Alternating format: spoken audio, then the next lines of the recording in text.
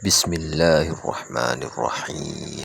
Malam ini teman-teman sekalian, semoga Allah berkahi, kita akan masuk ke perang yang sangat besar di dalam sejarah Islam dan sejarah dunia. Dikenal dengan perang kemenangan pertama dalam Islam. Walaupun sebelumnya ada peperangan-peperangan, tetapi Nabi SAW sempat menulis perdamaian dengan suku Dumrah yang sudah kita jelaskan juga tadi untuk pada pertemuan kita, namanya dipimpin oleh Majdi, dan juga suku Mudlij yang juga sempat menghadang pasukan Nabi SAW dan meminta perdamaian agar jangan mengganggu kafilah Quraisy. Kita sekarang teman-teman masuk di tahun 2 Hijriah di bulan Ramadan secara khusus. Begitu akhir Sya'ban di tahun 2 Hijriah, turunlah perintah untuk berpuasa Ramadan. Maka mulai 1 Ramadan mulailah muslimin berpuasa wajib pada saat itu. Sebelumnya belum pernah ada perintah Ramadan. Jadi kurang lebih 14 tahun dari masa dakwah Nabi SAW belum ada perintah puasa Ramadan. Nanti di tahun 2 Hijriah. Maka para sahabat pada saat berangkat untuk perang di Badr, mereka dalam kondisi berpuasa. Telah sampai informasi kepada baginda Nabi SAW kalau ada kafilah Quraisy, dan sudah kita jelaskan kafilah itu kalau jumlah unta 3 ekor ke atas baru dikatakan kafilah. Dan kafilah Quraisy sudah kita jelaskan juga pada pertemuan kita yang sebelumnya, itu rata-rata di atas 1000 ekor unta, 1000, 1500 sampai 2500 sampai 3000, 4000 ekor unta. Kafilah dagang yang sangat besar. Nabi SAW sudah membentuk dari sebelum perang Badar ini banyak sekali sariyah-sariyah untuk menyerang kafilah Quraisy secara khusus, karena ternyata orang-orang Quraisy mereka bejat sekali, terutama pimpinan-pimpinannya. Waktu kaum muslimin ditindas dan akhirnya mereka hijrah, maka para pimpinan kepala-kepala suku memperebutkan harta yang ditinggalkan oleh orang-orang kaya, termasuk hartanya Abu Bakar, hartanya Umar, hartanya Uthman, hartanya Abdurrahman ibn Auf, sahabat-sahabat Nabi yang kaya raya. Diambil semua harta-harta mereka, bahkan istri dan anaknya juga ada yang diambil. Maka Nabi SAW membentuk syariah tujuannya untuk membalas itu. Sering terjadi penyerangan-penyerangan tapi belum berhasil. Tepatnya satu hari di bulan Ramadan, tepatnya di hari kedua Ramadan. Walaupun khilaf antara ulama tentang hari ini, tapi ada pendapat yang mengatakan di hari 2 Ramadan. Jadi baru puasa sehari, terdapatlah informasi yang sampai kepada Nabi SAW, ternyata ada kafilah Quraisy yang sangat besar dari negeri Syam di utara Jazirah menuju ke Mekah dan melewati pinggir Madinah. Serta uniknya kafilah ini, dulu-dulunya sebelumnya kafilah selalu dikawal dengan 300 prajurit, 500 prajurit. Ini hanya dikawal dengan 40 orang. Padahal jumlah kafilah yang ada, unta-unta mereka dan harta yang mereka bawa itu lebih dari 2500 ekor unta. Karena mereka anggap sebelumnya selalu berhasil, enggak pernah muslimin berhasil menyerang mereka, selalu lolos saja gitu. Maka mereka merasa tentram. Dan uniknya juga kafilah ini, kebetulan sekali dengan hikmah Allah, semua harta muslimin yang dirampas oleh tokoh-tokoh Quraisy itu dikumpulkan menjadi satu, dipegang oleh Abu Jahal, oleh Abu Sufyan, Umayyah bin Khalaf, ya, Abu Lahab, banyak tokoh-tokoh Quraisy yang memang mengambil ini, harta ini. Lalu mereka menyatukannya di dalam satu kafilah ini. Jadi kafilah ini memang secara khusus adalah kafilah hartanya muslimin yang mereka rampas di Mekah. Nabi SAW dengar, dan kafilah dipimpin oleh Abu Sufyan. Waktu itu belum masuk Islam tentunya, karena masuk Islam nanti di pembebasan kota Mekah. Allah yang Maha Suci telah menentukan takdirnya pada saat itu, menyuruh Nabi Muhammad SAW untuk keluar serang kafilah itu. Tetapi jangan iklankan ini sebagai sebuah peperangan untuk merebut kafilah dan mengembalikan hak muslimin. Maka diiklankannya pertama kali Sariyah atau Ghazwa, peperangan dipimpin Nabi SAW untuk menyerang kafilah Quraisy yang digabung antara orang-orang asli Mekah Muhajir dan juga orang-orang asli Madinah Ansar. Kalau masih ingat tadi saya sempat jelaskan di pertemuan kita yang sebelumnya, Sariyah-sariyah yang diutus oleh Nabi SAW selalu dari orang-orang Mekah, supaya tidak ada masalah. Jangan nanti orang menilai, oh ini Muhammad sengaja menyerang untuk merampas. Padahal sebenarnya tujuannya Nabi SAW mengembalikan harta orang-orang Makkah. Tapi khusus pada saat ini diiklankan siapa yang mau ikut menyerang kafilah Quraisy termasuk orang-orang asli Madinah boleh. Maka terkumpullah bersama Nabi SAW waktu itu 313 orang. Banyak yang tidak ikut memang, jumlah masyarakat Madinah banyak, ribuan orang. Tapi karena ini pilihan, bukan sebuah kewajiban, maka akhirnya yang ikut tidak banyak. Allah Subhanahu wa taala di sini dikatakan oleh para ulama sirah, tanda kutip ya, mengatur sebuah strategi atau rekayasa tanda kutip, tapi positif ya. Sebuah strategi agar terjadi peperangan ini. Dan itu Allah sebutkan dalam surah Al-Anfal, surah nomor 8 ayat 5. A'udzu billahi minasyaitonir rajim, kama akhrajaka rabbuka min baitika bil haqq. Kama akhrajaka rabbuka min baitika bil haqqi wa inna fariqam minal mu'minina lakarihun. Sebagaimana Tuhanmu telah menyuruhmu keluar pergi dari rumahmu hai Muhammad dengan kebenaran, padahal sungguhnya sebagian dari orang-orang beriman tidak menyukainya. Jadi di sini dimaksud dengan Allah mengeluarkanmu dari rumahmu hai Muhammad, di sini ada tanda kutip strategi atau tanda kutip rekayasa yang Allah SWT sudah atur, tidak negatif, ini positif tentunya. Kalau bahasa saya ini keliru, tentu saya tidak bermaksud negatif, tapi di sini adalah yang dimaksud Allah sengaja mengatur ini terjadi pertemuan ini. Nanti kita bacakan ayatnya. Sehingga akhirnya keluarlah dari Madinah Nabi SAW bersama dengan para sahabat. Waktu itu Nabi SAW pun belum mendapatkan informasi kalau akan terjadi peperangan. Ulama juga mengatakan firman Allah yang mengatakan kama akhrajaka rabbuka min baitika bil haqq, sebagaimana Tuhanmu telah menyuruhmu keluar dengan kebenaran hai Muhammad, adalah jelas di sini ada sebuah strategi atau rekayasa sang pencipta Allah untuk menjadikan pertempuran terjadi. Nabi SAW diperintahkan untuk memberi pilihan kepada siapa saja mau ikut dan bukan sebuah kewajiban. Salah satu sahabat yang ingin sekali ikut dan akhirnya tidak punya uzur, tidak bisa ikut, akhirnya juga Nabi SAW memberikan kepadanya ghanimah, harta rampasan perang, dan juga mendapatkan pahala Badr, yaitu anak mantu beliau Utsman bin Affan radhiyallahu anhu. Pada saat dia sudah siap-siap ingin ikut berperang bersama Nabi SAW, maksudnya ingin menyerang kafilah, belum dikatakan peperangan pada saat itu, karena peperangan nanti terjadi dengan satu hal yang Allah sudah atur. Jadi bukan berhadapan sama kafilah, tapi berhadapan dengan pasukan Quraisy yang keluar dari Mekah. Utsman bin Affan mengalami satu keadaan pada saat dia sudah siap-siap, tiba-tiba Ruqayyah radhiyallahu anha, anak Nabi SAW yang merupakan istri dia, sakit keras, dan Ruqayyah meninggal karena sakit itu. Maka Nabi SAW menugaskan Utsman bin Affan secara khusus untuk menjaga Ruqayyah. Jadi di sini bukan cuma karena menjaga istrinya, tapi menjaga anak Nabi SAW. Maka Utsman pun akhirnya tidak ikut. Tapi nanti kita akan lihat bagaimana Nabi SAW melibatkan Utsman bin Affan dalam pahala-pahala dan juga ghanimah. Sebelum jauh bicara masalah perang Badar, teman-teman sekalian, peperangan yang luar biasa pada saat itu, dan kita akan lihat bagaimana luar biasanya di sini campur tangan Allah yang sangat besar kepada jumlah muslimin yang sedikit yang akan melawan pasukan Quraisy. Jumlah mereka hanya 314 melawan 1000 orang pasukan Quraisy yang sangat kuat dan keluar dengan siap berperang. Tentu teman-teman sekalian, kalau Sariyah atau Ghazwah, karena Nabi SAW sini iklankan sendiri akan keluar, tapi jumlahnya cuma 300 saja. Persiapan mereka sederhana sekali. Bahkan banyak sahabat tidak pakai baju besi yang biasanya mereka pakai untuk peperangan besar. Banyak di antara mereka yang hanya memegang tombak. Banyak di antara mereka hanya membawa sebilah pedang saja. Banyak di antara mereka yang cuma membawa beberapa anak panah, yang tadinya mestinya kalau peperangan minimal memiliki 100 anak panah, 150 anak panah. Tapi ini hanya beberapa anak panah, 5-6 anak panah saja. Karena mereka anggap ini bukan peperangan, menyerang kafilah. Kafilah dijaga oleh 40 orang. Jumlah mereka 314 orang, gitu kan? Dalam pandangan mereka, kalaupun berhasil maka pasti menang. Sebelum membaca panjang lebar itu atau mengetahui tentang peperangan Badar yang mulia, kita akan lihat dulu ada satu keajaiban yang terjadi, yaitu mimpi Atiqah binti Abdul Muttalib.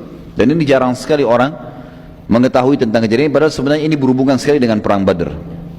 Sebagian ulama sirah juga menyebutkan tentang riwayat ini, dan riwayat ini sahih tentang mimpi Atiqah binti Abdul Muttalib adalah tante Nabi SAW.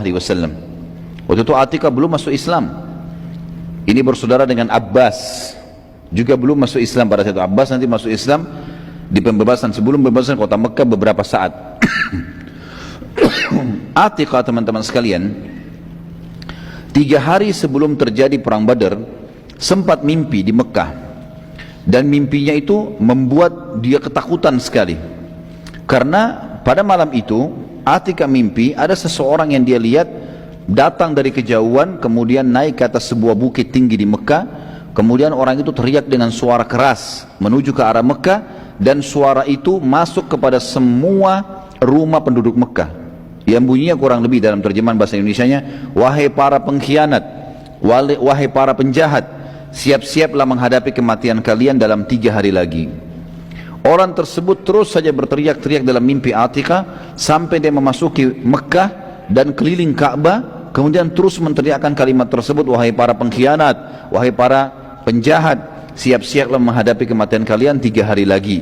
Lalu orang tersebut kembali mendaki bukit Abi Kubais dan teriak lagi dengan suara keras. Terus begitu dia kelilingi semua tempat Mekah, diteriakin, wahai para pengkhianat, wahai para penjahat, siap-siaplah menghadapi kematian kalian 3 hari lagi. Lalu orang itu mengambil batu, sebuah batu, lalu batu itu dilihat oleh Atiqah dalam mimpi, diangkat lalu dilemparkan ke arah Mekah, dan batu itu tiba-tiba menjadi sebuah serpian atau menjadi serpian-serpian batu yang banyak dan menimpa semua rumah di Mekah. Gak ada yang tidak kena, semua kena rumah ini dengan batu itu. Ini mimpinya Atiqah, dan mimpi ini disebut oleh para hadis sejarah dengan mimpi Atiqah, judulnya begitu. Ini tante Nabi SAW. Atiqah lalu menceritakan pada saat bangun kaget, dia cerita sama saudaranya Abbas bin Abdul Muttalib, paman Nabi SAW, yang pada saat itu masih dalam keadaan kafir. Abbas pun sangat ketakutan, karena ini berarti akan ada peperangan, tetapi mereka belum tahu apakah dari muslimin atau dari orang lain. Ini menandakan Mekah akan ditimpa kekalahan, akan hancur dan seterusnya, akan sedih, tapi belum jelas apakah dari muslimin atau orang lain. Pada saat itu Abbas pun mau menceritakan, takutnya nanti salah. Maka Abbas bersahabat dekat dengan satu orang namanya Al-Walid bin Utbah. Ini salah satu tokoh juga Quraisy, dan Abbas memberitahukan padanya kalau Atiqah tadi malam mimpi seperti ini, dan memberi pesan agar jangan diceritakan pada siapapun. Ini mimpi, takutnya nanti dikira saya ini membuat-buat atau adik saya buat-buat. Al-Walid lalu memberitahukan ayahnya yang bernama Utbah dan memesankan agar tidak memberitahukan siapapun, ya. Sampai akhirnya semua penduduk Mekah tahu. Dan ini sebuah pelajaran, teman-teman sekalian. Dalam pepatah bahasa Arab dikatakan, kalau engkau titip emas pada orang, pastikan tidak bertambah, bisa berkurang. Tapi kalau engkau titip kata-kata pada orang, pastikan bertambah. Itu sifat manusia.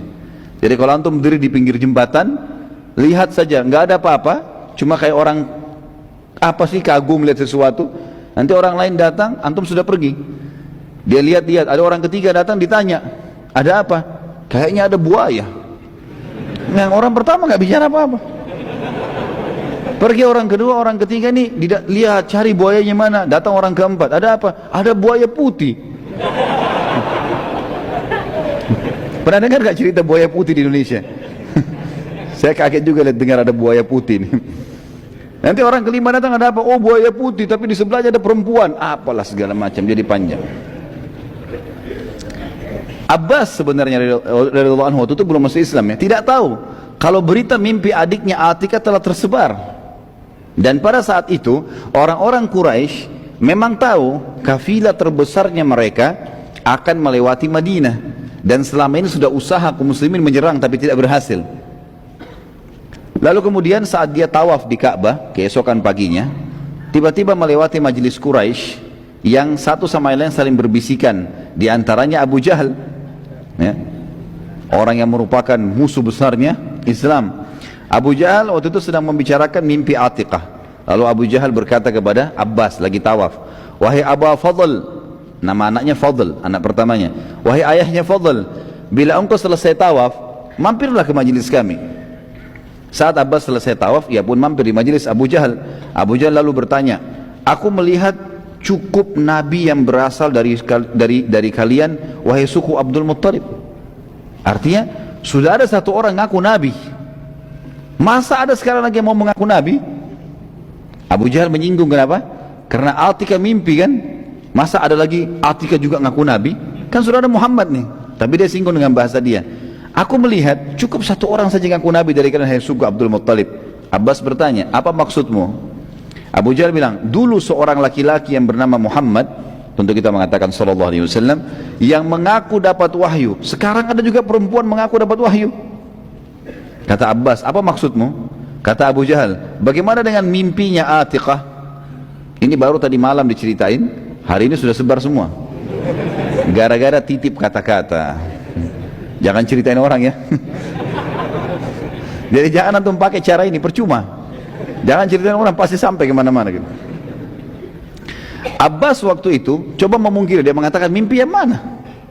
Dia coba memungkiri, karena memang khawatir bila mimpi itu betul-betul terjadi, maka kalau mimpi itu tidak terjadi ya, maka akan tersebar di Quraisy kalau adiknya pembohong, dan makin besar tuduhan Quraisy kalau Muhammad pembohong, ini lagi tantunya pembohong gitu. Maka Abbas bingung pada saat itu. Abu Jahal lalu berkata, bila 3 hari berlalu dan tidak terjadi apa-apa, maka aku akan menyebarkan tulisan bahwa suku Abdul Muttalib adalah paling pembohong dari suku-suku Arab yang ada. Abbas tetap memungkiri, dan masalah pada saat itu selesai dengan pernyataan Abu Jahal tadi. Sudah, Abbas tinggalkan saja.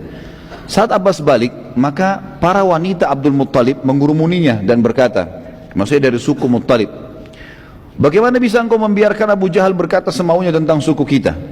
Abbas akhirnya datanglah ke sana, dikatakan oleh mereka, perangi dia, bunuh Abu Jahal itu.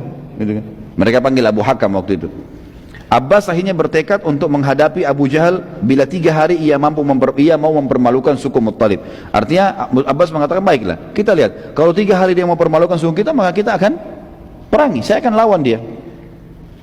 Dari sisi lain, kita sekarang tinggalkan Mekah dulu. Abu Sufyan pada saat itu lagi mimpin kafilah. Waktu dia sudah mau lewatin Madinah, dia selalu mengirim mata-mata, memastikan apakah muslimin mau menyerang atau tidak, gitu kan. Nabi SAW juga pada saat itu sudah tahu ini, keluar kafilah, sudah sekian hari lagi akan melewati tempat ini. Maka beliau pun mengutus mata-mata, dan mata-mata Nabi SAW ada 2 orang. Satu orang, yang pertama sahabat Nabi namanya Busbus bin Amr, dan juga yang kedua Adi bin Abi Darda. Busbus bin Amr dan Adi bin Abi Darda radhiyallahu anhuma ini diutus oleh Nabi SAW menjadi mata-mata. Kedua sahabat ini mulai keluar dan mencari berita. Saat yang bersamaan Abu Sufyan juga sendiri keluar mencari informasi di lokasi yang sama. Jadi kafilah Quraisy lagi istirahat di dekat wilayah Badr itu, lagi istirahat. Maka Nabi SAW kutus mata-mata 2 orang ini. Jadi mata-mata ini juga istirahat di tempat yang sama, tanpa mereka tahu kalau ini ada kafilah Quraisy. Dua orang mata Nabi SAW, dan Abu Sufyan juga tidak tahu kalau mata-mata Nabi sudah sampai di situ. Dengan hikmah Allah terjadi begitu. Pada saat Busbus bin Amr dan Adi bin Abi Darda radhiyallahu anhuma tiba di sekitar sumur di sekitar Badr, mereka melihat ada 2 perempuan sedang ngobrol. Yang satu berkata kepada temannya, belilah milikku ini, ada produknya. Yang lain menjawab, nanti bila kafilah lewat, aku akan beli langsung dari mereka. Kalimat ini berarti menandakan penduduk setempat tahu kafilah sudah lewat. Dan biasanya kafilah Quraisy kalau mampir di sebuah suku, di dekat suku, mereka buka, siapa yang mau beli silakan. Jadi pasar sementara terjadi, mereka transaksi sampai tiba di Mekah, seperti itulah. Sambil meminta pertolongan dari suku-suku yang ada di sekitar situ. Kedua sahabat tersebut lalu mengetahui bahwa kafilah sudah sangat dekat, lalu mereka berdua balik dan menginformasikan kepada Nabi SAW. Setelah beberapa saat Busbus bin Amr dan Adi bin Abi Darda radhiyallahu anhu meninggalkan tempat tersebut, Abu Sufyan tiba di tempat yang sama, bertemu dengan 2 perempuan tadi. Lalu kemudian Abu Sufyan bertanya, apakah kalian lihat ada orang yang lewat di sini? Kepada perempuan ini. Keduanya menjawab, tadi ada 2 orang yang lewat tapi tidak berbicara dengan kami, hanya singgah sebentar lalu pergi, dan kami tidak tahu kemana. Abu Sufyan lalu mendatangi tempat Busbus bin Amr radhiyallahu anhu dan juga Adi bin Abi Darda radhiyallahu anhu yang singgah tadi, kemudian menemukan bekas kotoran unta mereka. Dan Abu Sufyan menemukan di kotoran unta mereka, dikorek-korek, ternyata ada biji kurma. Di sini perlu diketahui teman-teman sekalian, ini dalam sekali pelajaran sirahnya ini kalau kita masuk ke dalam hal-hal yang seperti ini, karena banyak sekali strategi juga yang ternyata pada saat itu sudah terjadi dan luar biasa gitu. Abu Sufyan tahu sekali di antara semua suku Arab hanya orang-orang Madinah saja yang memberikan unta mereka makan kurma, yang lain tidak ada, makanya daun biasa. Karena kayahnya Madinah pada saat itu dengan kurma, dan kurma itu dianggap makanan elit ya, makanan manusia. Tapi karena banyaknya mereka berikan kurma kepada unta-unta mereka. Abu Sufyan bisa dengan jeli pada saat itu memeriksa kotoran yang ada di situ dari dua orang sahabat ini, dan dia tidak tahu kalau ini sahabat, dia cuma mau tahu ini dari Madinah atau bukan. Dikorek, ditemukan memang ada biji-biji kurma. Maka Abu Sufyan akhirnya tahu kalau ini pasti mata-mata Madinah. Segera Abu Sufyan malam itu mengutus seseorang kemudian menulis surat ke Mekah. Wahai Quraisy, lalu disebut satu-satu pemilik harta, Umayyah bin Khalaf, Abu Lahab, Abul Hakam atau Abu Jahal, disebutkan satu persatu semuanya, harta kita akan diserang oleh Muhammad, segera kirim pasukan. Malam itu juga gitu kan. Jadi bagaimana jelinya mereka pada saat itu teman-teman tahu kalau ini ada penyerangan atau tidak ada penyerangan. Mungkin kalau kita sepertinya tidak periksa kotorannya unta, tapi ini begitu jelinya, dan memang mereka tahu itu. Terjadilah pengiriman surat. Abu Sufyan memilih seseorang yang memang terkenal sekali, orang ini spesialisnya nyebarin isu. Ada orang begitu, subhanallah ya. Nanti lihat bagaimana caranya dia sebarin isu ya, luar biasa caranya. Jadi kalau ada orang yang seperti ini sekarang mungkin sudah belajar dari zaman jahiliyah. Ada orang namanya Damdam bin Amr. Damdam bin Amr ini terkenal di Mekah, spesialis menyebarkan isu dan membuat massa langsung bisa percaya. Sekian banyak massa dipercaya sama dia. Abu Sufyan bilang, bawa surat ini, pokoknya hebohkan Mekah, supaya langsung bentuk pasukan, langsung kirim ke sini, cepat. Ini kafilah terbesar, dan seluruh pemimpin Quraisy punya harta di sini. Maka Damdam menuju ke Mekah teman-teman sekalian. Pada saat mau tiba di Mekah, apa yang dia buat? Dia robek-robek bajunya, kemudian dia bunuh untanya. Darah untanya dilumuri di badannya semua. Semua dilumuri, sampai di kepalanya dilumuri darah semua. Pada saat dia masuk ke Mekah, dia sambil teriak-teriak. Pemandangan ini tentu seakan-akan perang sudah terjadi. Darah semua, robek-robek baju gitu kan. Pada saat tiba di wilayah namanya Bata ya, Bata ini sebuah wilayah disebutkan, artinya sudah terjangkau. Pintu gerbang sudah kelihatan, penjaga pintu gerbang sudah kelihatan. Di atas benteng Mekah sudah ada pasukan-pasukan, ada prajurit yang jaga. Itu dia mulai teriak, ini namanya daerah Bata. Bata itu daerah yang di depan pintu gerbangnya Mekah. Dia teriak Al-Gauth, Al-Gauth, artinya pertolongan, pertolongan gitu kan. Dalam kondisi berdarah-darah semua ini, tapi darah unta ya. Al-Latima, Al-Latima, Al-Latima itu penyerangan, penyerangan gitu kan. Lalu sambil dia jalan, dia buat dirinya jatuh berdiri, padahal nggak apa-apa ini. Berdiri lagi, jatuh lagi. Orang lihat semua. Masuk pintu gerbang Mekah, teriak lagi Al-Gauth, Al-Gauth, Al-Latima, Al-Latima, pertolongan, pertolongan, penyerangan, penyerangan. Orang tanya, ada apa? Ada apa wahai Damdam? Dia tidak mau jawab. Dia nggak mau jawab. Tetap aja dia jalan. Terus dia jalan. Orang sambil dengar, dia terus teriak Al-Gauth, Al-Gauth. Orang Mekah akhirnya kumpul, makin banyak, makin banyak, makin banyak, sampai sudah kumpul semua. Dan dia berada pas di depannya majelisnya tokoh-tokoh Quraisy yang dikenal dengan Darun Nadwa. Teriak-teriak lagi Al-Gauth, Al-Gauth, Al-Latima, Al-Latima, teriak-teriak begitu terus ya. Maka pada saat semua sudah kumpul, maka orang-orang tokoh Quraisy yang bertanya, wahai Damdam, ada apa? Dan mereka tahu Damdam ini ikut dengan Abu Sufyan. Mereka tahu ini adalah ikut sama kafilah Abu Sufyan. Dan kebetulan Damdam pada saat itu salah satu dari 40 orang prajurit yang sedang mengawal kafilah. Kalau tidak salah memang dia juga pimpinan dari 40 pengawal itu, gitu kan? Maka dia pun akhirnya teriak-teriak, lalu dia mengatakan, penduduk Madinah dan Muhammad sudah menyerang. Bukan dia bilang baru persiapan ya, sudah menyerang kafilah, gitu kan? Kalau kalian tidak berusaha menolongnya secepat mungkin, maka dipastikan harta kalian habis semua. 2.500 atau 3.000 ekor unta semuanya pasti akan habis. Maka pada saat itu teman-teman sekalian bisa dibayangkan bagaimana mahirnya Damdam, ya, memutar rekayasa data sampai seakan-akan terjadi sesuatu dan penduduk Mekah segera mengumpulkan pasukan. Kalau tidak menggunakan cara ini, mungkin pasukan tidak terkumpul dalam satu malam. Tapi dengan cara ini, satu malam terkumpul semua. Dan terkumpul 1000 personil pada saat itu. 700 pertama, 700 personil siap perang. Terutama musuh Islam Abu Jahal. Abu Jahal teriak-teriak nih. Kemudian dia teriak-teriak untuk memanggil seluruh kepala suku berperang, kirim pasukan kalian. Sedikit kita selipkan kisah teman-teman, kisah tentang Abu Lahab dan Umayyah bin Khalaf di sini. Abu Lahab adalah paman Nabi SAW, paman kandung, ya, saudaranya Abbas, saudaranya Abdullah, ya kan, paman kandung Nabi SAW. Tapi dia membenci Islam dan sudah pernah kita jelaskan ada dua paman Nabi SAW yang mencapai masa kenabian, masih hidup dan mereka beriman. Itu adalah Hamzah dan Abbas radhiyallahu anhum majma'in. Ada dua paman Nabi yang sampai masa kenabian tapi tidak beriman. Itu adalah Abu Lahab dan Abdul Muttalib. Abu Lahab ini teman-teman sekalian, pada saat dia tahu hartanya banyak di situ, tapi karena dia merasa dia nggak perlu ikut, dia mau jaga Mekah, khawatir terjadi nanti peperangan benar, kemudian pasukan kalah, maka ini kesempatan dia menjadi pemimpin di Mekah. Dia kebetulan pernah mengutangkan uang kepada seseorang, dan dia berkata kepada orang itu, kalau kau mau utangmu lunas, maka keluarlah mewakiliku.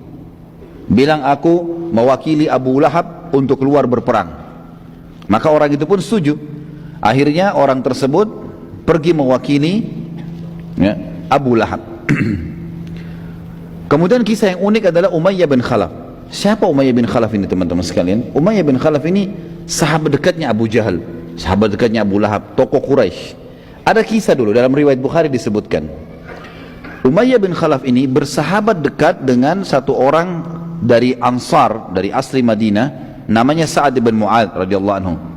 Ini Sa'ad bin Mu'adz pimpinan suku Khazraj, ya, terkenal sekali, yang pada saat dia meninggal singgasananya Allah, arsy-nya Allah goncang. Sa'ad bin Mu'adz ini bersahabat sama Umayyah bin Khalaf, sahabat dekat. Pada saat itu teman-teman sekalian, Sa'ad bin Mu'adz radhiyallahu anhu pernah, ini sebelum kejadian ini ya, jauh sebelumnya, waktu muslimin sudah pada hijrah ke Madinah di tahun pertama Hijriah, beliau pernah lewat di Mekah dan ingin tawaf. Tapi Mekah sudah tidak bisa orang Islam masuk, kalau masuk bisa dibunuh. Cuma dia kepala suku, dia suratin dari luar Mekah Umayyah bin Khalaf, sahabat dekatnya. Umayyah bin Khalaf ini kalau datang ke Madinah bertamu di rumahnya Sa'ad. Kalau Sa'ad ke Mekah jadi tamu di sahabat dekat. Dua-duanya pemimpin suku, ini di Mekah, ini di Madinah, dan dua-duanya orang kaya raya. Maka Umayyah mengatakan, masuk saja, saya akan lindungi kamu. Masuklah Sa'ad bin Mu'adz menjadi tamu di rumahnya Umayyah bin Khalaf. Begitu jadi tamu teman-teman sekalian, kata Sa'ad, wahai Umayyah, beritahukan kepada saya kalau Ka'bah kosong. Kapan kosong? Tidak ada orang tawaf, orang Mekah, saya mau tawaf. Malam hari nggak apa-apa. Karena pada zaman itu teman-teman sekalian, orang-orang Quraisy banyak yang tawaf sambil telanjang, dan mereka bersiul serta bertepuk tangan. Dalam Al-Quran dikatakan mukaan wa tasdiyah. Jadi mereka mengubah zikir-zikir dan doa dengan tepuk tangan dan bersiul. Terlebih lagi mereka tawaf dengan telanjang, dan kita tahu nanti dalam sirah kita dijelaskan panjang lebar tentang mereka akan meninggalkan tawaf telanjang itu setelah pembebasan kota Mekah, gitu kan? Maka Sa'ad tidak mau tawaf pada saat itu. Kata Umayyah, baiklah. Umayyah kumpul sama teman-temannya, dan dia tidak cerita nih, dia cerita sama Abu Jahal sama Abu Lahab kalau ada tamu saya Sa'ad, karena mereka benci dengan penduduk Madinah, gitu kan. Pada malam hari Umayyah pulang ke rumahnya, dia mengatakan sudah tidak ada orang. Hai Sa'ad, ayolah kalau kau mau tawaf saya temani. Masuklah keduanya di Ka'bah, mau tawaf. Begitu tawaf datang Abu Jahal. Abu Jahal tanya, wahai Umayyah, siapa yang bersama kau ini? Kata Umayyah, ini Sa'ad bin Mu'adz, pimpinan Khazraj, suku yang besar di Madinah, terkenal dengan kekuatan perangnya, memang terkenal juga. Kata Abu Jahal, Sa'ad ibn Mu'adz, pimpinan Madinah, demi Allah kau tidak akan keluar dari Mekah hidup. Gitu. Berani benar kau masuk di sini. Gitu kan? Kata Sa'ad, wahai Abu Jahal, kalau kau berani sentuh saya akan lawan kamu. Saya bukan orang biasa, kepala suku juga, gitu kan. Saya akan lawan kamu. Dan kalaupun saya terbunuh, kau pikir sukuku akan tinggal diam? Mereka akan serang Mekah dan menghabisi Quraisy. Mereka mati atau Quraisy yang mati? Kata Abu Jahal, demi Allah kau tidak akan bisa. Kata Sa'ad, demi Allah bisa. Ribut nih, dua orang berantem mulut. Umayyah bin Khalaf di tengah-tengah. Dia lihat ke sebelah kirinya Abu Jahal, sahabatnya, pimpinan Mekah. Dia lihat sebelah Sa'ad bin Mu'adz, sahabatnya. Tapi ini muslim, ini kafir kan, seagama dengan dia. Dalam riwayat Bukhari dikatakan jiwanya Umayyah cenderung kepada Abu Jahal. Maka dia bilang kepada Sa'ad, wahai Sa'ad, jangan kau angkat suaramu di depan Abu Hakam, karena dia pemimpin lembah ini, dia raja kami, gitu loh. Sa'ad kepala suku, ini sahabatnya, tadi berikan jaminan, kenapa bukan membela, ya kan gitu. Maka kata Sa'ad, wahai Umayyah, mulai sekarang tidak ada hubungan lagi sama kita. Dan perlu kamu tahu, ini informasinya, perlu kamu tahu, kalau Nabi kami Muhammad SAW sudah menginformasikan kami akan membunuhmu nanti. Jadi ada hadis yang disebutkan Nabi jauh sebelum perang Badar, kalau kami akan membunuhmu nanti, tapi tidak dijelaskan di mana. Umayyah waktu itu kaget, dia lagi pegang sebuah benda, jatuh bendanya. Dan Umayyah ini sekali lagi kafir dengan risalah Nabi SAW, tapi dia tahu Nabi jujur. Apa dia bilang? Apakah Muhammad menjelaskan, apakah Muhammad menjelaskan di mana aku akan dibunuh? Kata Sa'ad, tidak ada informasi, tapi kami akan membunuhmu, itu pasti, gitu kan. Maka pada saat itu teman-teman sekalian, dalam riwayat yang dikatakan Umayyah pun bingung. Maka Umayyah meninggalkan dua-duanya, pulang ke rumahnya. Rupanya karena Umayyah pergi, Abu Jahal takut juga. Nggak jadi berantem nih. Abu Jahal tinggalkan juga. Sa'ad bin Mu'adz pulang ke Madinah, karena nggak jadi pertengkaran, dia sudah pulang, gitu kan, pulang ke Madinah. Umayyah bin Khalaf dinukil riwayat oleh beberapa orang sahabat yang waktu itu memang masih ada di Mekah, belum masuk Islam, menyaksikan Umayyah untuk pulang ke rumahnya sambil dia ngomong sendiri di jalan. Dia mengatakan, demi Allah Muhammad tidak pernah dusta. Pulang ke rumahnya, dia bilang sama istrinya, wahai istriku, apakah kau tahu apa yang diberitakan Sa'ad kepadaku malam ini? Kata istrinya, tidak. Apa itu? Istrinya juga kafir, gitu kan. Dia bilang, Muhammad menginformasikan kepada pengikutnya, sahabatnya, kalau mereka akan membunuhku. Apa kata istri Umayyah? Orang kafir nih, demi Allah Muhammad gak pernah dusta.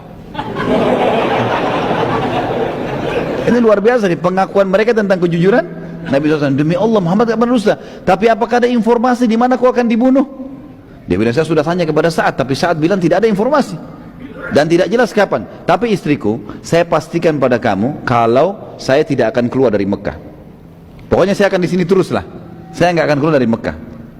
Baik, ini teman-teman sekalian, kejadian ini 3 bulan sebelum kejadian penyerangan, akan terjadi penyerangan kafilah Quraisy. Jadi Umayyah bin Khalaf ini berpegang terus pada kejadian itu. Waktu Abu Jahal keliling motivasi orang Mekah, ayo pasukan, ayo berkumpullah, peranglah, harta kita akan diambil. Terkumpul 700 orang. Setiap suku punya 100 orang. Umayyah bin Khalaf, ada 7 suku bergabung. Umayyah bin Khalaf ini punya suku teman-teman di Mekah, pas prajuritnya paling banyak 300 orang. Umayyah duduk depan Ka'bah, pasukannya 300 duduk depan dia, nggak ada yang ikut nih. Abu Jahal lewat, Abu Jahal bilang, wahai Umayyah, kenapa kau tinggal di sini? Kenapa nggak gabung? Ayo bergerak, hartamu juga ada di situ, akan diambil. Kata Umayyah apa? Wahai Abu Hakam, apa kau lupa ceritanya Sa'ad bin Mu'adz? Kalau Muhammad sudah menginformasikan akan membunuhku. Makanya Abu Jahal bilang, kenapa kau percaya itu dusta? Nggak usah percaya, nggak benar. Keluarlah, bergeraklah. 300 orang ini paling banyak, gitu kan? Dia bilang, demi Allah saya nggak mau. Abu Jahal bingung, ini pasukan paling besar, gimana caranya? Dia pulang ke rumahnya, dia ambil dupa, teman-teman sekalian. Waktu itu ada dupa, khusus baunya itu kalau kecium bau perempuan. Jadi kalau laki-laki bau itu memalukan, aib. Diambillah bara api sama dia, dupa, ditaruh dupa tersebut, keluar wangi-wangian. Abu Jahal ambil punya istrinya, dibawa ke dekat Ka'bah. Lalu dia permalukan Umayyah di depan pasukannya. Dia bilang, tatayyab ya Umayyah. Nih, pakai minyak wangi nih, hai Umayyah. Umayyah tahu ini bau perempuan. Kata Umayyah, kenapa kau kasih minyak wangi perempuan? Dia bilang, karena kau perempuan, tidak mau berperang. Maka Umayyah marah, Umayyah tepis bara api itu, kemudian dia pun pulang ke rumahnya. Dia bilang sama istrinya, wahai istriku, siapkan baju perang. Kata istrinya, kenapa? Aku mau pergi. Bukankah diingatkan? Bukankah Sa'ad bin Mu'adz sudah cerita? Kalau Muhammad mempromosikan sahabatnya akan membunuhmu. Dia bilang, saya dipermalukan sama Abu Hakam. Saya akan keluar sebentar beberapa langkah, habis itu nanti saya kembali.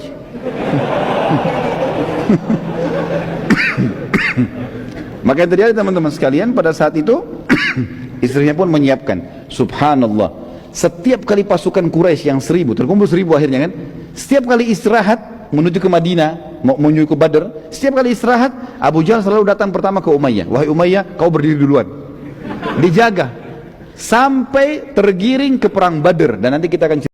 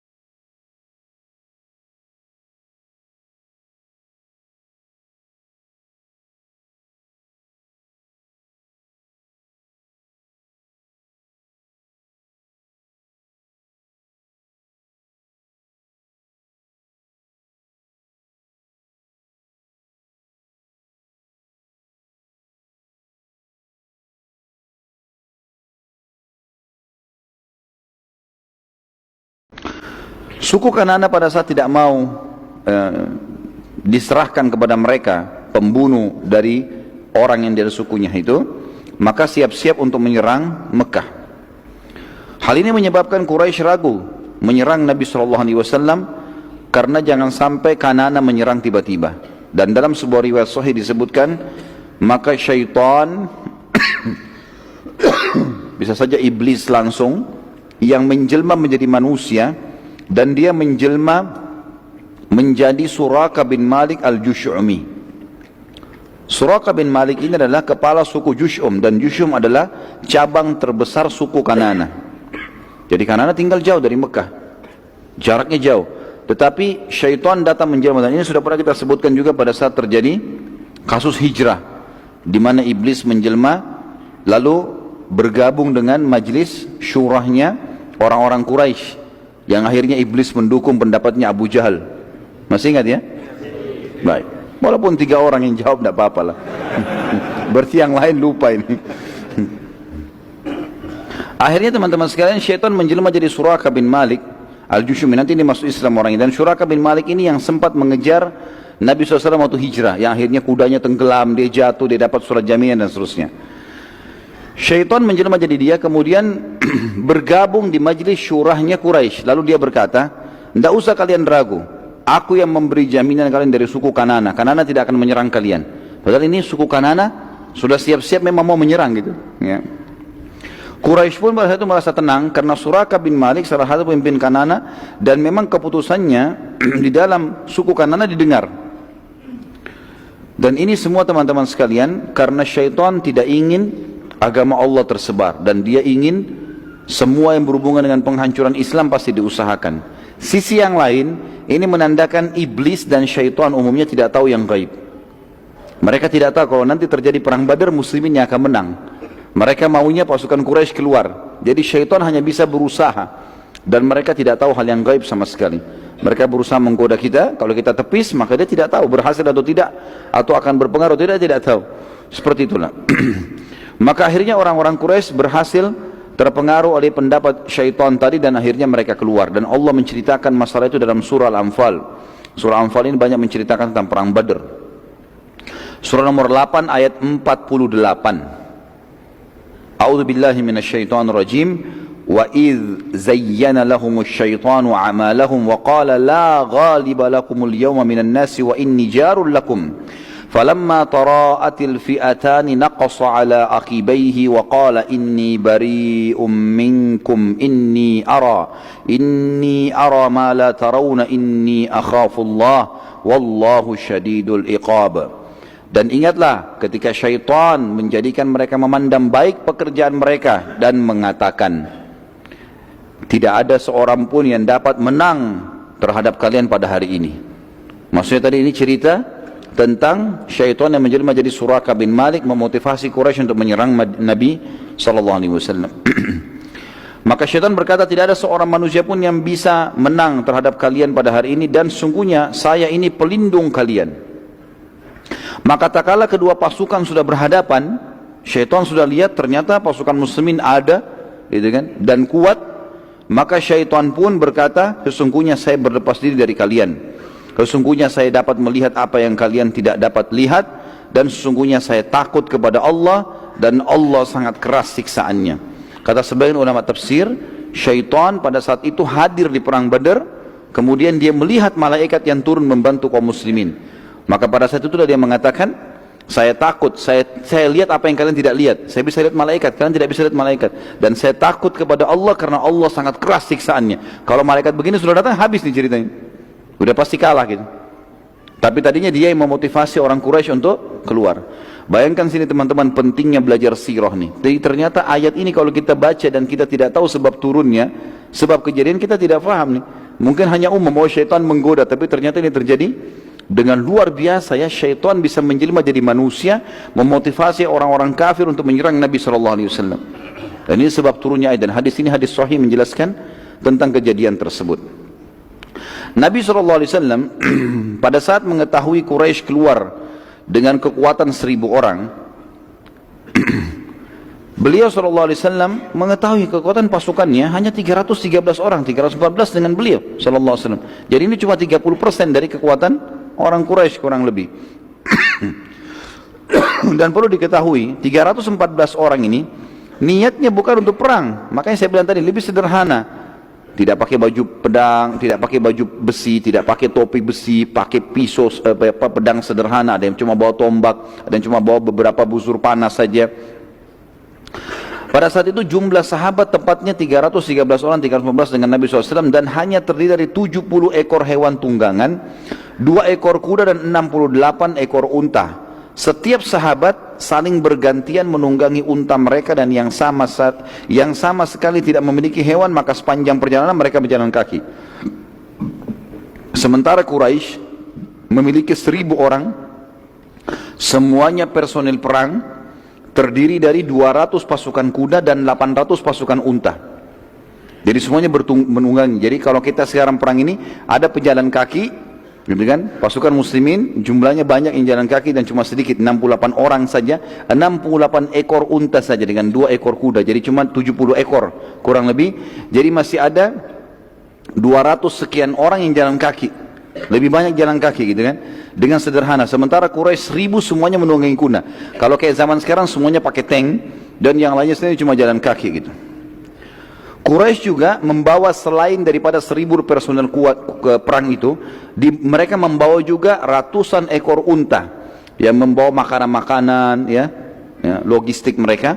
Kemudian juga mereka membawa banyak wanita, penari-penari, ya, yang sengaja dipilih, yang memiliki suara-suara yang indah, badan-badan yang indah untuk memotivasi pasukan untuk berperang. Pada saat pasukan sudah saling dekat, maka turunlah wahyu Allah yang maha tinggi dan maha pemurah menginformasikan pada Nabi SAW tentang keluarnya pasukan Quraisy. Jadi sampai pada saat Quraisy sudah keluar dan sudah mendekati Badr, Nabi SAW waktu itu belum tahu kalau Quraisy sudah keluar. Informasinya Allah sampaikan pas Quraisy sudah dekat lokasi. Makanya tadi saya bilang di awal, banyak ulama tafsir yang mengatakan ini tanda kutip rekayasa Allah, strategi Allah supaya peperangan terjadi. Dan perlu digarisbawahi, waktu itu pertama kali orang-orang Madinah ikut berperang bersama Nabi SAW. Jadi ini berat, peperangan pertama, bukan hal yang ringan gitu. Harus di sini punya motivasi yang besar. Maka Nabi SAW mulai bermusyawarah dengan para sahabat. Telah turun kepada saya wahyu, informasinya pada saat itu Quraisy keluar dengan 1000 kekuatan, 200 pasukan kuda, 800 pasukan unta, gitu ya. Kemudian ditambah lagi dengan ratusan ekor unta membawa logistik mereka, dan mereka membawa para wanita dan bekal-bekal yang banyak. Maka Nabi SAW berkata, wahai manusia, berikan pendapat padaku, apa saran kalian? Dan ini sebuah hikmah yang sangat besar ya. Nabi SAW sebenarnya sudah dapat informasi pada saat itu pasukan Quraisy keluar dan Allah menyuruh menghadapi. Tapi Nabi SAW bermusyawarah dengan para sahabat. Bagaimana pendapat kalian untuk menghidupkan jiwa mereka supaya siap untuk perang? Abu Bakar tanpa nunggu, manusia yang paling mulia dalam Islam, tidak pernah terlambat dalam kebaikan. Sampai Umar bin Khattab mengatakan, saya tidak pernah melihat diri saya dan muslimin bisa melampaui Abu Bakar dalam kebaikan. Setiap Nabi sebutkan satu, dia sudah ada duluan. Selalu gitu. Sedekah, kita baru bawa harta sudah ada di depan Nabi.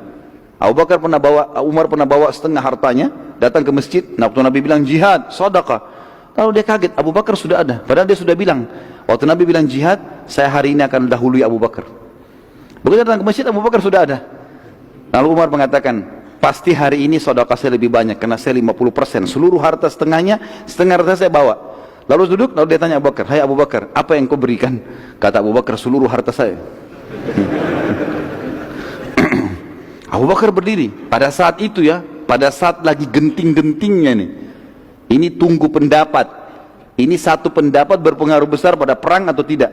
Abu Bakar mengatakan, wahai utusan Allah, lanjutkan langkah anda, dan kami bersama anda. Perang, pulang, kami siap. Nabi SAW berterima kasih pada Abu Bakar. Baiklah, terima kasih Abu Bakar. Nabi cuma bilang, berikan aku pendapat wahai manusia. Siapa lagi yang punya pendapat nih? Lalu berdiri setelahnya Umar radhiyallahu anhu.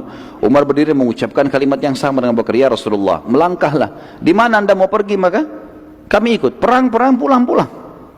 Nabi SAW terima kasih pada Abu Umar, lalu Umar duduk. Nabi masih ulangi, wahai manusia, berikan pendapat. Berdiri lagi sahabat Nabi yang mulia, Al-Miqdad Ibn Amr radhiyallahu anhu, terkenal. Miqdad ini teman-teman sekalian adalah orang yang luar biasa, sampai dikenal kekuatannya sampai dengan 1000 orang. Umar bin Khattab pun mengakui itu. Dia mengatakan, wahai Rasulullah, berbuat apa saja yang telah Tuhan anda perintahkan. Apa saja. Kami tidak akan mengucapkan kepada anda seperti yang diucapkan oleh Bani Israel kepada Musa alaihissalam. Dalam surah Al-Ma'idah, surah nomor 5 ayat 24. waktu Musa alaihissalam diperintahkan Allah suruh Bani Israel itu, waktu selamat dari kejaran Fir'aun, serang Palestina, rebut Palestina itu. Rupanya mereka tidak mau, orang-orang Yahudi. Apa kata mereka kepada Musa? Mereka berkata, surah Al-Ma'idah surah nomor 5 ayat 24, a'udzubillahi minasyaitonir rajim, qalu ya Musa inna lan nadkhulaha abadan ma damu fiha fadhhab anta wa rabbuka faqatila innaha huna qaidun. Mereka berkata, hai Musa, ini termasuk sahabat-sahabat Musa ya, berkata pada saat itu, kami sekali-kali tidak akan memasuki Palestina selama-lamanya, karena selama mereka ada di dalam Palestina, rupanya ada orang-orang yang asli turunan Yaman, mereka postumnya kuat-kuat, Tapi mereka waktu itu menyembah berhala. Orang-orang Yahudi tidak mau masuk sana. Apa kata mereka? Pergilah kamu berdua dengan Tuhanmu, hai Musa, perangi, kalau menang beritahukan kepada kami. Sementara kami akan tunggu di sini. Kurang ajar sekali. Apa kata Mikdad radhiyallahu anhu? Ya Rasulullah, kami jalankan apa perintah Tuhan Anda dan kami tidak akan mengucapkan kepada Anda apa yang diucapkan Bani Israel untuk Musa. Tapi kami akan mengatakan, pergilah Anda dengan Tuhan Anda dan perangilah mereka, sementara kami akan bersama dengan kalian berdua berperang. Demi Allah, wahai utusan Allah, bila Anda membawa kami ke Biraqal Jimat, pastikan tidak seorang pun di antara kami yang berkhianat, pasti kami akan ikut. Perlu teman-teman garis bawahi, apa sih Biraqal Jimat? Kenapa Mikdad memilih kalimat ini? Biraqal Jimat, teman-teman sekalian, adalah sebuah tempat di wilayah Yaman. Antara kota Madinah dengan Biraqal Jimat ini ada 14 suku, semua suku jumlahnya ribuan orang, jadi ada puluhan ribu orang yang membenci dan siap memerangi Islam. Waktu itu jumlah mereka 300 orang saja. Apa kata Mikdad? Ya Rasulullah, kalau Anda mengajak kami ke Biraqal Jimat, ya, ke sana, Biraqal Jimat ini tadi dari Madinah ke sana jaraknya ada 14 suku, ribuan orang, semuanya benci Islam. Kami lewatin satu-satu suku itu, kami perangin sampai ke lokasi itu, kami siap. Seperti itu bahasa, jadi luar biasa. Artinya jangan Anda menyuruh kami berperang satu peperangan, 14 peperangan pun kami siap. Kalimat yang luar biasa. Kata sahabat yang merawikan hadis ini, sungguh Mikdad telah mengucapkan kalimat di perang Badar yang aku berharap aku yang mengucapkannya, karena kalimat itu lebih aku cintai daripada humurun ni'am, atau nikmat yang terbesar, gitu kan. Karena kalimat ini mulia sekali. Nabi SAW masih belum puas. Beliau berterima kasih pada kita lalu mengatakan, wahai manusia, berikan pendapat. Masih kurang kalau cuma 3 orang. Ayo, siapa lagi yang bisa pendapat? Ahli sejarah mengatakan sebab Nabi SAW terus meminta pendapat karena semua yang memberikan pendapat dari Abu Bakar, Umar, Mikdad radhiyallahu anhu ini adalah orang-orang Mekah semua. Orang-orang Mekah wajar karena mereka masih marah sama Quraisy, perilaku-perilaku yang jahat. Belum ada satupun orang Madinah yang memberikan pendapat nih. Makanya Nabi tanya terus, wahai manusia. Tapi Nabi punya tata krama. Nabi gak bilang, wahai Ansar bagaimana kalian? Enggak. Wahai manusia, berikan pendapat lagi. Nabi tunggu terus. Terus saja, dan tercatat dalam sejarah ini baru peperangan pertama diikuti oleh orang-orang Ansar bersama Nabi SAW. Dan perlu digarisbawahi teman-teman sekalian, di Bai'at Aqabah pada saat Nabi SAW di Mekah dan orang-orang Quraisy, orang-orang Madinah datang membaiat Nabi SAW, memberikan kesetiaan, janji setianya, itu akan membela Nabi di Madinah, di kota Madinah. Di luar Madinah belum ada akad. Akadnya waktu itu, kalau Anda datang ke Madinah ya Rasulullah, kami bela Anda. Jadi belum ada akad, kalau sudah tiba di Madinah kami menyerang, Anda menyerang kami ikut, belum ada itu. Maka Nabi SAW ingin tahu ini, benar gak ini, gimana Madinah ini? Pada saat itu teman-teman sekalian, Sa'ad bin Mu'adz, tadi tokoh kita yang mulia, pimpinan suku Aus, tadi saya keliru, saya katakan Khazraj ya. Beliau berdiri lalu mengatakan, kami melihat ya Rasulullah, seakan-akan Anda menyinggung kami orang-orang Ansar. Kata Nabi SAW, iya ya. Karena ini berat, ini peperangan, menumpahkan darah, meninggalkan keluarga, segala macam. Saat lalu berkata, demi Allah ya Rasulullah, bila Anda menyeberangi lautan, niscaya kami akan senantiasa bersama Anda. Maka Nabi SAW sangat senang dengan pernyataan Sa'ad, karena Sa'ad mewakili orang-orang Ansar, pimpinan mereka. Lalu beliau bersabda pada saat itu, turun wahyu menyampaikan berita gembira khusus bagi yang hadir di situ. Kata Nabi SAW, berita gembira buat kalian semua. Ini yang hadir nih, 313 orang dapat berita gembira dari langit sekarang. Beritanya adalah, sesungguhnya Allah Azza wa Jal, Allah yang maha tinggi dan maha mulia, telah menjanjikan kepadaku salah satu dari 2 kemenangan. Berhasil mendapatkan kafilah dan kita rebut semuanya 2.500 ekor unta, atau kalaupun berhadapan sama musuh pasukan Quraisy kita akan menang walaupun jumlah mereka 1.000. Maka para sahabat senang dengan berita ini, berarti berita wahyu langsung sampai dari langit. Ini pasti menang, mau lemah, mau jumlahnya sedikit, mau tidak punya keterampilan perang, pokoknya menang. Tiketnya sudah ada. Tapi para sahabat itu yakin benar. Anda nggak tahu kalau kita yang hadir pada saat itu. Allahu a'lam. Dari seluruh mukminin yang patuh kepada Tuhan yang Maha Perkasa dan Rasulnya Muhammad sallallahu alaihi wasallam, semuanya gembira, tetapi ada satu hal kata ulama sejarah ya. Di sini jiwa para sahabat berharap dapat kafilah, bukan perang. Karena mereka juga berpikir kafilah cuma 40 orang yang dilawan.